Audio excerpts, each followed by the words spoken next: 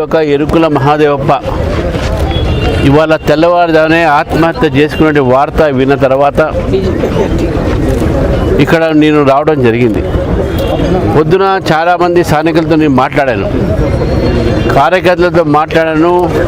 వాడు కుటుంబ సభ్యుల దగ్గర పోయి అసలు ఏమైంది కనుక్కోమని కూడా చెప్పడం జరిగింది. ఇక్కడ స్థానిక నాయకులు నాకు వారి వీడియో కూడా పంపించారు.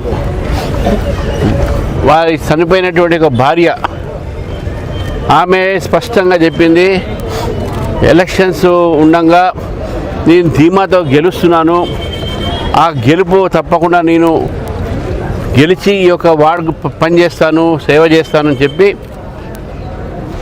నాకు వేధింపులు జరుగుతున్నాయి, భయపెట్టిస్తున్నారు, బెదిరిస్తున్నారు. కాబట్టే నేను గెలుస్తాను కాబట్టి నన్ను బెదిరిస్తున్నారు కాబట్టి ఆ భయంతో స్థానిక రాజకీయ నాయకులు కానీ, మినిస్టర్ కానీ, ఎమ్మెల్యే కానీ వీళ్ళ ఒక ఒత్తిడి వలన అతను ఆత్మహత్య చేసుకున్నట్టు భార్య పొద్దున చెప్పింది. మరి భార్య పొద్దున చెప్పినటువంటి ఒక వార్త ఈరోజు అన్ని టీవీ ఛానళ్ళు కూడా వచ్చినాయి. మరి ఈరోజు ఇప్పుడు నీకు రాగానే ఇక్కడ స్థానికంగా పోలీసులు ఎఫ్ఐఆర్ని కూడా మార్చడం జరిగింది. ఏంటంటే ఆమె సంతకం తీసుకున్న, చదువు రాదు ఆమెకు, దాంట్లో రాసి కింద సంతకం తీసుకున్నారు. దాంట్లో ఓడిపోతానన్న భయంతో నేను ఆత్మహత్య చేసుకున్నాడు మా ఆయన చెప్పడం జరిగింది. ఇది ఎంత అబద్ధము!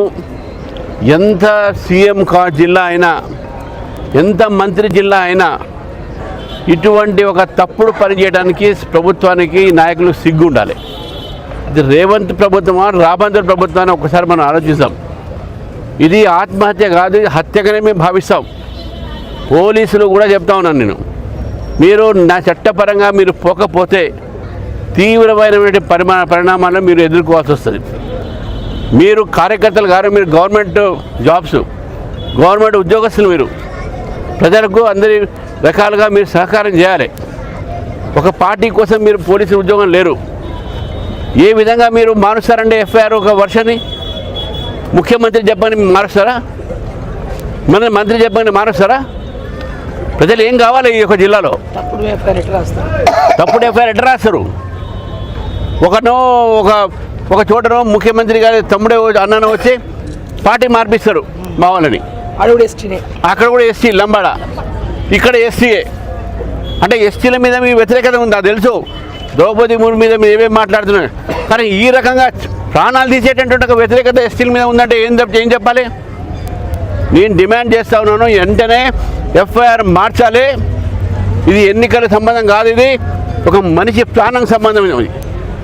ఒక ఎస్టీ కుటుంబానికి సంబంధించింది, ఒక ఎస్టీ వర్గానికి సంబంధించింది.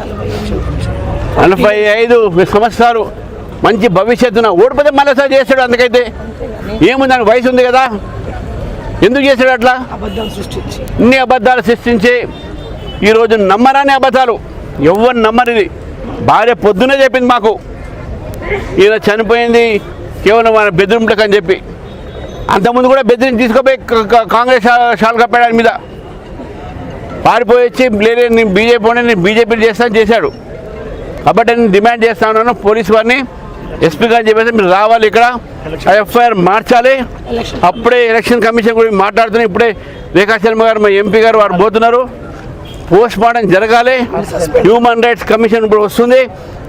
ఎవరైతే బాధ్యత కలిగిన ఇన్స్పెక్టర్స్ ఉన్నారో ఇక్కడ, ఎస్ఐ కానీ, సిఐ కానీ, ఎవరైతే దీన్ని ఎఫ్ఐఆర్ మార్చారో వారిని సస్పెండ్ చేయాల్సిన అవసరం ఉన్నది అని చెప్పి భారతీయ జనతా పార్టీ భావిస్తూ ఉంది. ఇది తప్పుడు సమాచారము, తప్పుడు ఎఫ్ఐఆర్. ఇది వాస్తవం ఆమె చెప్పిన మాట ఎఫ్ఐఆర్, ఆ మొదటి మాట ఎఫ్ఐఆర్ రికార్డెడ్, అది మీడియాలో రికార్డెడ్. కావాలని అందరికి మీరు చూపెడతాను మీడియాకు. ఈ రకంగా చేస్తున్నారు. అయితే మా కార్యకర్త, మా ఒక క్యాండిడేట్ వారి కుటుంబంలో పట్ల మాకు సంతాపం చెప్తున్నాను.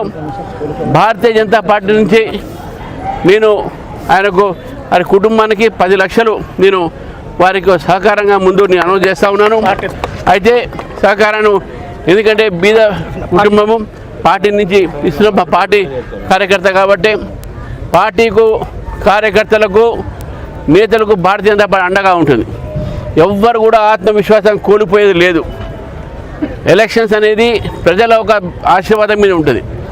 కానీ ఇట్లా బెదిరించి ఎలక్షన్స్లో ఈ విధంగా బెదిరింపులు చేసి తొండి ఆటతో గెలిచే ప్రయత్నం చేస్తుందో కాంగ్రెస్ పార్టీ. వీళ్ళు చేసే పనే ఇదే. కాబట్టి నేను మళ్ళొక్కసారి చెప్తున్నాను, పోస్ట్ మార్టము ఈ ఎఫ్ఐఆర్ మార్చే వరకు జరగదు. కావాలంటే మమ్మల్ని అరెస్ట్ చేసుకొని చూస్తాము, మేము ఇక్కడే ఉంటాము, ఏం చేస్తారో చేసుకోండి చెప్తున్నాను.